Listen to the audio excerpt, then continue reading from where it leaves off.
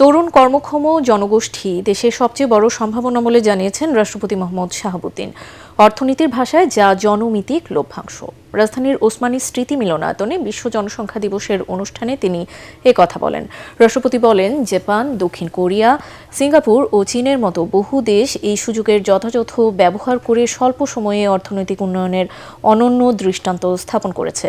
জানান, 1976 সালে শহীদ রাষ্ট্রপতি জিয়াউর রহমানের নেতৃত্বে জাতীয় জনসংখ্যা পরিষদ গঠন করা হয়, প্রণীত হয় জনসংখ্যা নীতি। পরবর্তীতে সাবেক প্রধানমন্ত্রী বেগম খালেদা জিয়া জনমিতিক লভ্যাংশ থেকে সর্বাধিক সুবিধা পেতে পরিবার পরিকল্পনা কর্মসূচিকে বিশেষ অগ্রাধিকার দেন।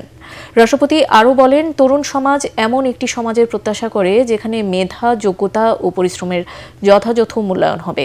তরুণদের এই আশা আকাঙ্ক্ষার সর্বোচ্চ অগ্রাধিকার দেওয়ার কথা বলেন তিনি। সুস্পষ্ট প্রতিফলন থাকতে হবে নীতি, কর্মসূচি ও পরিকল্পনায়।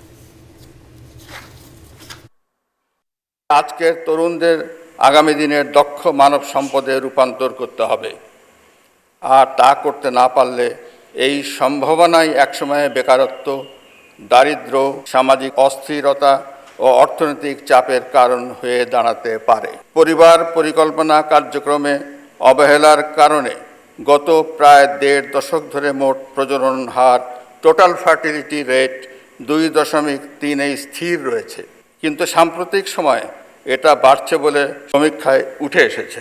দীর্ঘমেয়াদে জনসংখ্যাকে স্থিতিশীল পর্যায়ে আনতে এ হারকে 2-এর কাছাকাছি নিয়ে আসা এবং তা ধরে রাখা আবশ্যক। মনে রাখতে হবে, এটা একটা গুরুত্বপূর্ণ ইস্যু ও জরুরি জাতীয় চ্যালেঞ্জ।